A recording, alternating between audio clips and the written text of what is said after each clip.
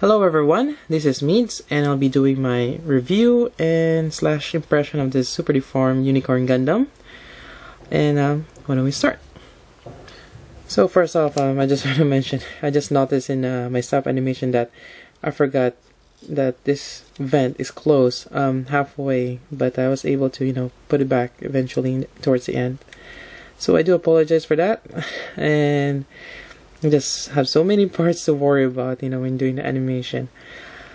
And I still need to find a way to add sounds.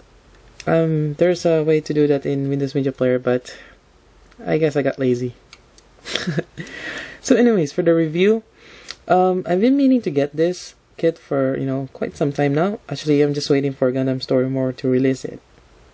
And they did, and I ordered this one.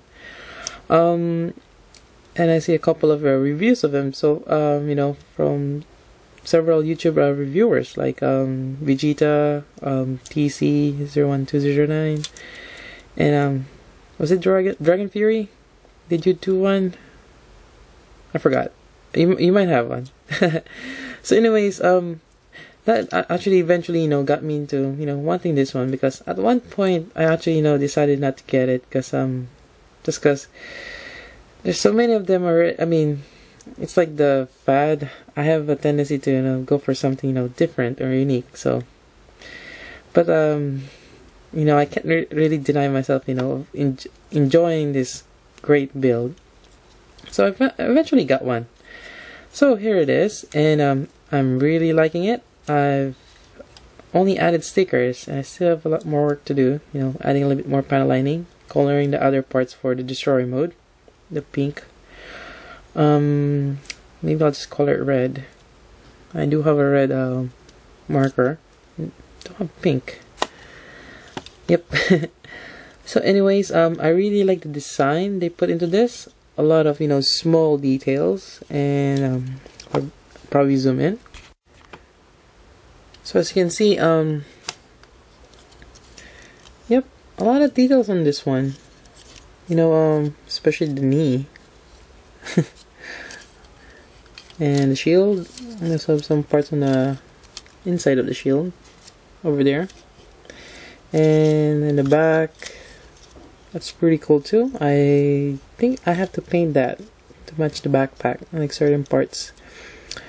As for hollow parts, the only thing I'm noticing is the beam hilts. Other than that, there's no other hollow parts except for the feet, but that's great. Oh, well, back of the hand, but that's normal to super deform. And yeah, that's pretty great. Really great that they don't have hollow parts on the leg or the arm.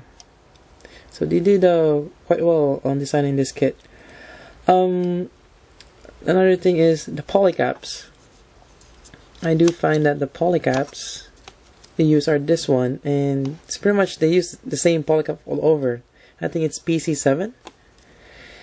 And I guess that's okay, but I kind of don't like that, especially this one. Yeah, they use that as Sangoku-den, and it's kind of tight, and it actually falls off quite easily. When it's towards, really when it get loose, and it just falls off. I actually prefer that old polycap where it's just like a straight peg. I kind of like that more. And as well as the feet, I don't really like this design because again it's stiff and it falls off quite easily. I prefer the Alex. Speaking of which, probably do a size comparison. There you go. So Alex stands about pretty much on his forehead or up to here, and you have the crest. So the unicorn is quite tall, and even though he's doing his legs are kind of spread apart. I guess it's probably the legs. It's quite tall. And where was I? Yep. So what else? Oh yeah, the beast mode. I don't like that. The head, that looks like a horse to me. The mane, the nose, and I guess the unicorn. But other than that, the rest of the body, not so much. So not gonna be converting it or transform into the beast mode.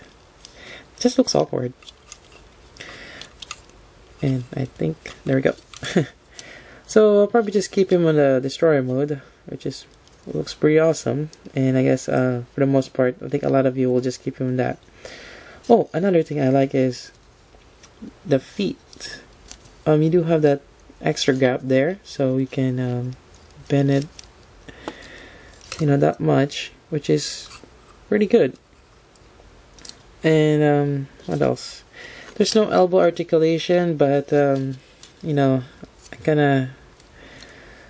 kinda just accept that. I don't think they're gonna be adding the elbow articulation, anytime soon. Well, maybe those more expensive kits, like the Genbus Utogis, but we'll see. Hopefully they put it back, cause that's a really, it's a great thing they have the elbow articulation like in Gundam Seed, and yeah, hoping they put it back.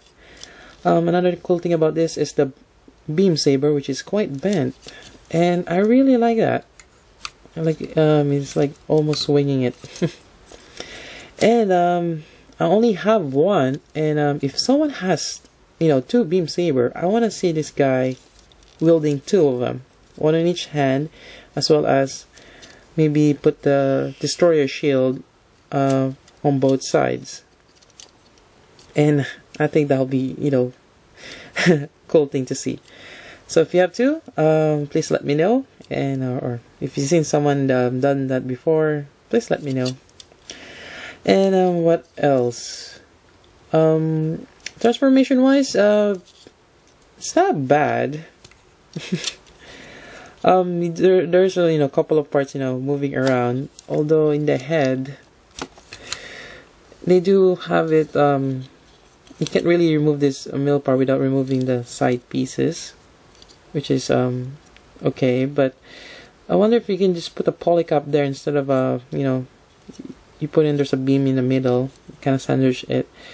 I wish they put a polycap and you can just turn it around. I think that'll be better, but then again, you can only do so much with this.